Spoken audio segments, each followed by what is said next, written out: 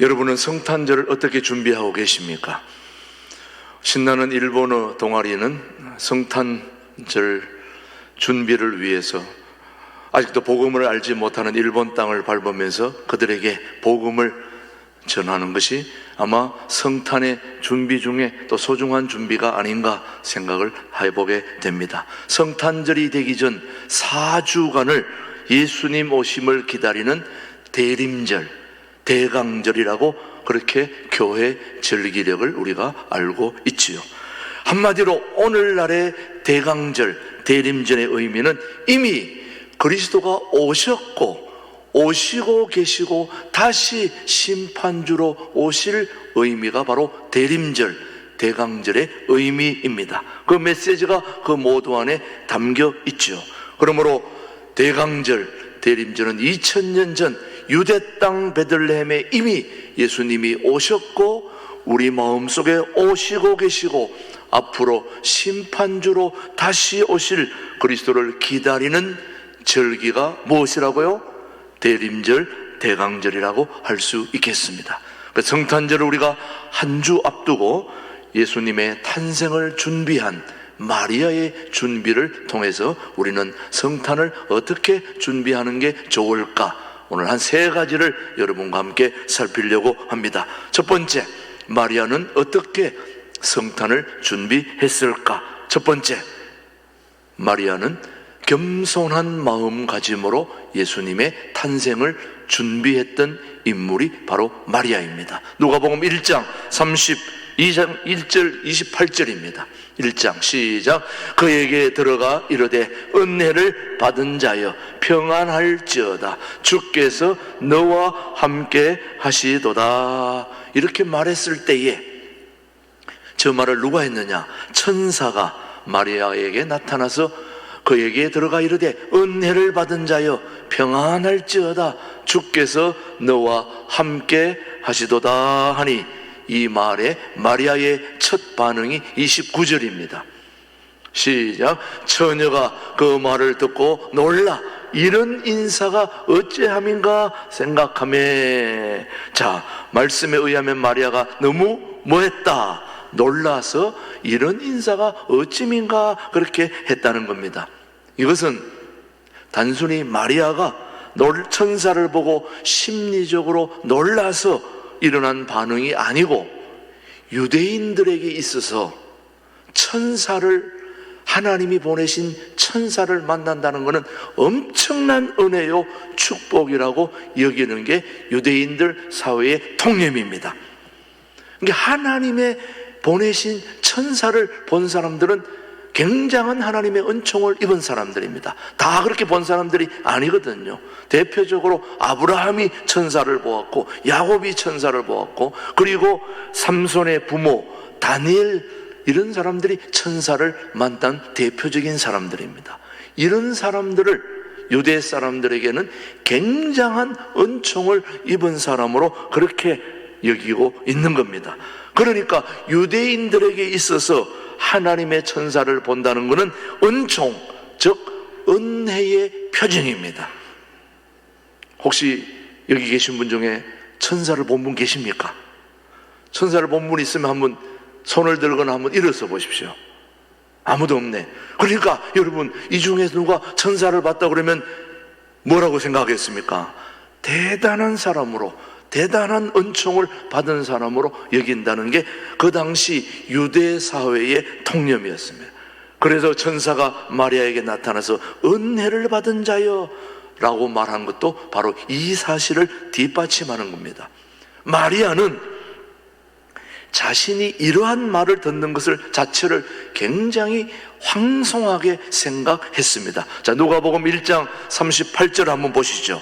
시작. 마리아가 이르되 주의 여종이오니 말씀대로 내게 이루어지이다 하며 천사가 떠나가니라. 지금 마리아가 자신을 뭐라고 표현합니까? 주의 여종이오니, 옛날 번역에는 계집종이오니 그렇게 표현했습니다. 다시 말하면 계집종이라는 말은 굉장히 하대하는 말입니다.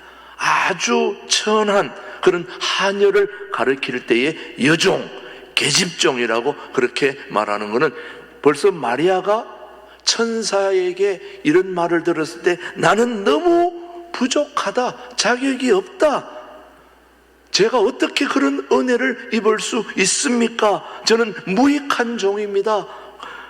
바로 겸손의 자세를 마리아가 보였다는 거죠. 마리아의 이런 겸손이야말로 오늘 성탄절을 2023년 오늘 성탄절을 맞이하는 저와 여러분들의 모습이어야 된다 하는 걸 말하고 싶은 겁니다.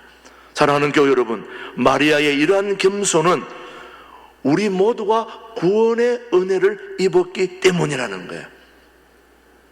다시 말하면 우리가 너무 벌레 맛도 못한, 사실은 하나님의 은혜에 또 하나님의 사랑에 비하면 우리 모두는 이 기어다니는 벌레보다도 못한 존재에 불과하지만 우리 모두를 주님께서 구원해 주셨기 때문에 구원받을 자격이 없는 저와 여러분들을 구원해 주셨다는 사실 하나만으로도 우리는 너무 큰 은혜를 입고 있는 존재들이라는 거죠. 그런데 비하면 우리는 천사가 나타나서 예수 그리스도를 내 몸에 주신 것은 이거는 엄청난 은혜라는 걸 이 마리아가 고백하는 거예요.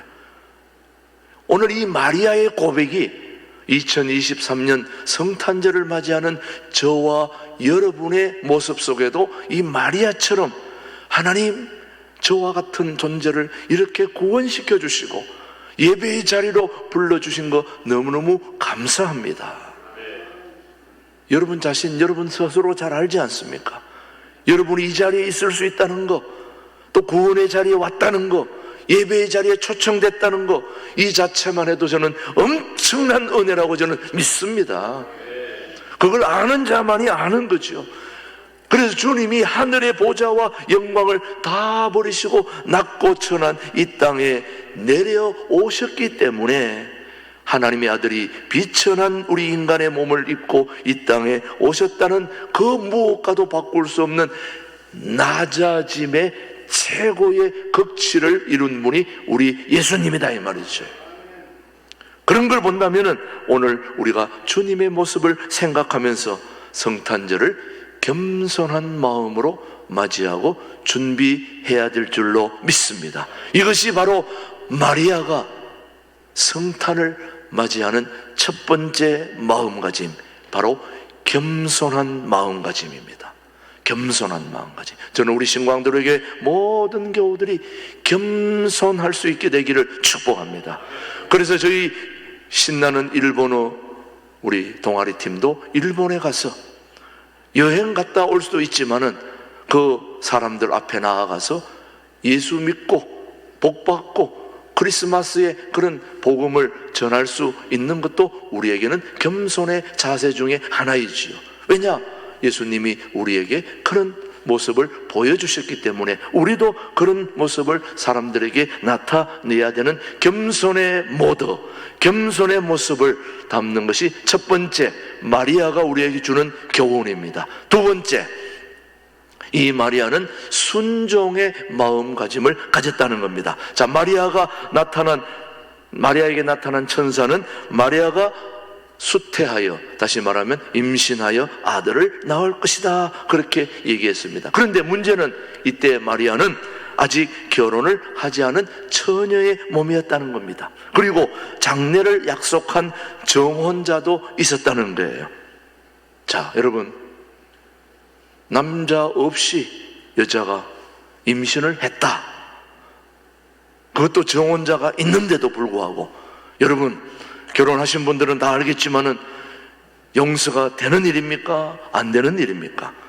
수태하여 아들을 낳으리라는 천사의 예고는, 다시 말하면 마리아에게 예수님이 당신의 몸을 통하여 나타난다라고 하는 것은 지금 생각하면 마리아에게는 엄청난 영광이요 축복이지만 그 당시 유대 사회의 통념으로 돌아가서 본다면은 이거는 축복이라기보다는 감당할 수 없을 만큼 충격적인 말이요, 생각하기에 따라서는 저주의 말일 수도 있다는 거죠. 왜냐? 유대인은 율법에 따라 처녀가 결혼을 하기 전에 부정한 일을 저지르게 되면 돌로 쳐 죽였고, 혹시 결혼하고 난 후에 이것이 발각되더라도 언제든지 돌로 쳐 죽여도 아무 할 말이 없는 게 그 당시 법이었습니다. 한번 보겠습니다. 신명기 22장 13절로 한번 쭉 보시면은 시작. 누구든지 아내를 맞이하여 그에게 들어간 후에 그를 미워하여 비방거리를 만들어 그에게 누명을 씌워 이르되 내가 이 여자를 맞이하였더니 그와 동침할 때에 그가 처녀임을 보지 못하였노라 하면, 그 다음에 어떻게 합니까? 자, 21절 시작. 그 처녀를 그의 아버지 집 문에서 끌어내고 그 성읍 사람들이 그를 돌로 쳐 죽일지니 이는 그가 그의 아버지 집에서 창기의 행동을 하여 이스라엘 중에서 악을 행하였음이라. 너는 이와 같이 하여 너희 가운데서 악을 제할지니라. 자, 여러분 보시니까 유대 그 당시 사회의 통념을 아시겠죠? 자, 이런 걸 생각한다면 마리아에게 아기가 생겼다는 게 좋은 일입니까? 안 좋은 일입니까? 예, 천사의 수태고지 임신했다는 사실, 마리아에게는 사형 선고나 다름이 없었습니다. 율법의 이러한 규정을 잘 알고 있을 마리아로서는 아직 어린 처녀의 몸으로서 아이를 낳는다는 것은 꿈에도 상상할 수 없고 두렵고 떨리는 일이 아닐 수 없습니다. 특히 여자의 순결을 무척이나 중시하는 유대 사회의 그런 풍습, 관습 아래에 있는 그런 모습 속에서 이것을 바라본다면 혼자서 이 일을 감당한다는 것은 불가능한 일이라고 해야 해도 옳은 일일 수 있습니다. 그럼에도 불구하고 마리아는 그 모든 고난과 비방과 고통 모든 걸 다 감수하고 그대로 순종했다는 겁니다. 자, 한번 누가복음 1장 38절입니다. 시작. 마리아가 이르되 주의 여종이오니 말씀대로 내게 이루어지이다 하매 천사가 떠나가니라. 뭐라고 얘기합니까? 주의 여종이오니 말씀대로 내게 이루어지이다. 이거 안 됩니다. No! 이렇게 해야 될, 그대로 수용하는 겁니다. 말씀대로 그대로 순종하겠습니다. 따르겠습니다. 이게 바로 우리 신앙인의 가장 중요한 모습 중에 하나입니다. 보통 여자들이라면 그 일이 있을 수가 없는 일입니다. 절대 그렇게 내게 그런 반항이나 거절하고 즉각적으로 순종할 수가 없는 겁니다. 한마디 변명도 못하고 그대로 순종했다는 거예요. 제가 좋아하는 여행가 중에 이런 노래가 있습니다. 한마디 변명도 못하, 소리가 잘 안 나와서 그렇지만 그런 노래 있지 여러분요. 한마디 변명도 안 하고 그대로 하나님의 말씀에 순종한 사람이 누구라고요? 마리아였습니다. 그 당시 유대 사회의 통념으로 본다면 있을 수가 없는 일입니다. 그럼에도 불구하고 그대로 순종. 이것이 여러분 쉬울 것 같습니까? 모든 수치를 다 감당하고 예스, 예! 그대로 순종하겠습니까? 여러분 쉬울 것 같습니까? 절대로 쉬운 일이 아닙니다. 그래서 여러분 오늘 저와 여러분이 꼭 기억해야 될 것은 마리아의 위대한 점은 내 몸에 예수를 잉태하고 임신했다는 게 위대한 점이 아니라 죽음과 또 같은 부르심에 온전히 순종한 그 순종에 있는 것입니다. 그 순종에 마리아의 위대한 점이 있다는 걸 여러분이 꼭 알고 가셔야 됩니다. 여러분, 사랑하는 교회 여러분, 마리아의 위대한 점은 예수 그리스도가 자신의 몸에 나타난 그 영광, 이게 위대한 게 아니라 그 엄청난 죽음과도 같은 고난 속에서도 그대로 순종했다는 것, 예수님이 모친이 된 것이 바로 그 순종의 결과일 뿐인 것입니다. 오늘날 우리 기독교인들의 가장 중요한 핵심은 사람들의 비방, 모함, 그리고 우리를 향한 온전한 눈초리가 아닌 그런 속에서도 우리가 꿋꿋하게 주님을 내 삶의 주인으로 모시고 그 삶을 낮아짐으로 내려가서 실천하고 산다는 것은 정말로 어려운 일입니다, 여러분. 순종한다는 것은 쉬운 일이 결코 아닙니다, 여러분. 그래서 이 성탄절에 가장 중요한 준비 중에 하나가 바로 이 마리아가 그대로 어려움을 극복하고 내 몸속에 주님의 말씀이 그대로 이루어지기를 원합니다. 순종의 자세를 본받아야 하는 것은 바로 하나님은 순종하는 자를 통하여 크신 역사를 나타내기 때문이다, 이 말이죠. 여러분 한번 보십시오. 하나님의 놀라운 역사는 다 순종의 역사예요. 너는 너의 본토 친척 아비 집을 떠나 내게 지시할 땅으로 가라 했을 때 아브라함이 평생 살아왔던 땅을, 자기 고향을 버리고 주님이 가라 하는 땅으로 온전하게 순종했기 때문에 그 아브라함의 축복이 오늘 저와 여러분에게도 그대로 이루어지고 있지 않습니까, 여러분? 그래서 성경에 등장하는 모든 믿음의 인물들은 다 모두가 하나님의 말씀에 그대로 순종한 자들입니다, 여러분. 저는 아들이 둘인데요. 자, 첫 번째 아들은 아직 결혼 못했고 두 번째 아들도 결혼했는데 너는 꼭 믿는 사람하고 결혼해야 된다, 그렇게 얘기했는데도 안 믿는 여자친구를 데려왔어요. 고민이. 야, 나는 내가 목사다, 내가 성도들한테 꼭 믿는 사람하고 결혼해야 된다고 그렇게 얘기를 하는데 너부터 내 말을 안 들으니 이거 어떻게 된 거냐. 순종. 그런데 순종 안 하고 안 믿는 여자를 데려와가지고 결국 안 믿는 여자를 데려와서 믿는 사람으로 바꾸어 놓았으니 그것도 역시 순종의 한 부분이죠, 여러분. 며느리가 그대로 아버님 교회 다니겠습니다, 기도하겠습니다, 그래가지고 아들 하나 낳았는데 안 믿는 며느리가 손자에게 얼마나 기도를 많이 시켰는지 밥만 먹을 때마다 이렇게 해야 돼. 눈도 한쪽 눈 감고 한쪽 뜨고 그렇게 기도합니다. 예, 지금은 감사해요. 그래도 며느리가 순종했기 때문에. 생전 모르던 종교를 받아들인다는 게 결코 쉬운 문제가 아니거든요. 예, 이제 둘째 아들이 먼저 결혼했고 첫 번째 아들이 결혼을 못했는데 이번에 또 안 믿는 미국 여자를 데리고 온 거예요. 예, 지난주에 왔다가 이제 내일 모레 가는데, 예, 지난주에 제 설교를 듣더니 설교를 이해했다고 그러는데 얼마나 이해했는지 모르겠지만은, 예, 지금 2층에 앉아 있는데 우리 내일 모레 떠나는데 이제 우리 큰아들의 숙제가 바로 저 미국 여자를 예수 믿게 하는 겁니다. 예수 믿게 할 줄로 믿습니다. 아들 오케이? 예. 자, 우리 뒤에서 손 흔들고 오케이 했으니까 오케이 럭스 오케이? 예. 예. 손 흔들었어요 지금. 예. 방송으로 한번 확인하겠습니다. 저 2층에 저쪽 끝에 앉아 있는데, 예.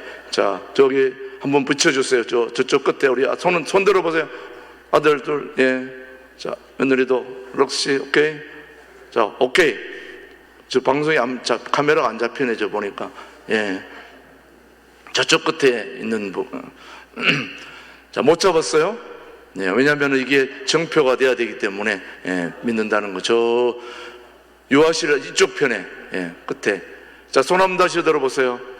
네, 아들. 예. 봤죠? 다시 한번 손 들었어요. 예.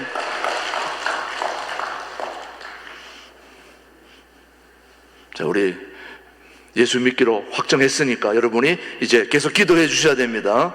예, 우리 예수 잘 믿는 좋은 며느리로 앞으로 미국 가서 복음도 전하고 그렇게 했으면 좋겠습니다.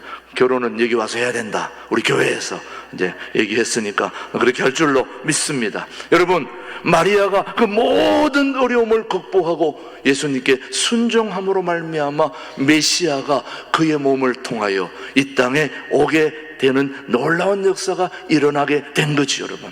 사랑하는 교회 여러분, 이 성탄을 맞이하는 첫 번째 자세는 바로 겸손한 마음가짐입니다. 두 번째는 바로 순종의 마음가짐입니다. 저는 여러분들이 하나님의 말씀에 순종하여 하나님이 주시는 놀라운 축복을 그대로 누릴 수 있게 되기를 축복합니다. 한 가지 더, 나눔의 자세로 준비했다는 것입니다. 마리아에게 예수님이 그에게 잉태했다는 이 소식을 듣고 누가복음 1장 마리아가 취한 행동 39절 40절입니다. 시작. 이때에 마리아가 일어나 빨리 산골로 가서 유대의 한 동네에 이르러. 다시 말하면 마리아는 신속하게 산골로 갔는데 어떻게 갔다고요? 빨리 갔다는 거예요. 사가랴의 집에 들어가 엘리사벳에게 문안했는데 39절 한번 다시 보여주십시오. 자, 39절 말씀 뒤대로. 이때에 시작. 이때에 마리아가 일어나 빨리 산골로 가서, 말씀에 의하면 마리아는 신속하게 빠르게 산중에 있는 사가랴의 집으로 달려갔다는 것은 이 마리아의 행동에 우리는 주목해야 됩니다. 다시 말하면 예수님이 내 몸속에 있었다는 걸 빨리 전하고 싶은 거예요.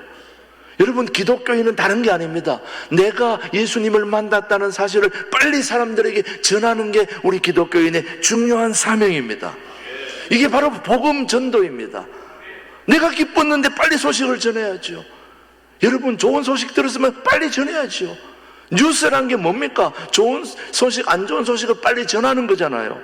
좋은 소식은 더 빨리 전해야 되는 거예요. 바로 마리아가 그런 신속한 행동을 했다는 거예요. 그래서 기쁨은 나누면 배가 되고 슬픔은 나누면 반으로 줄어든다는 말씀이 여러분 잘 알고 있죠, 여러분. 그러므로 우리 신광들에게는 좋은 소식을 더 많이 빨리 증거하는 일에 앞장서는 신광두레 교회가 될 수 있게 되기를 축복합니다. 자, 오늘 우리가 성탄절을 준비하는 세 가지 마음가짐. 첫 번째, 무슨 마음?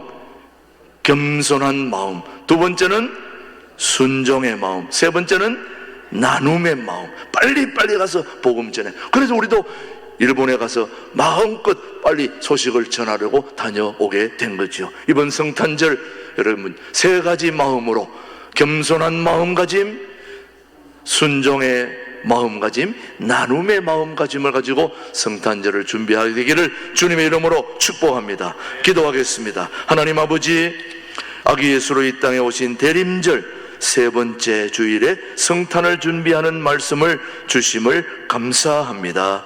겸손의 자세, 순종의 자세, 나눔의 자세로 남은 생애를 살아가도록 인도하여 주시옵소서. 모든 걸 주님께 맡기오며 준비하는 우리 모두에게 주님 함께해 주시기를 예수님의 이름으로 기도드립니다. 아멘.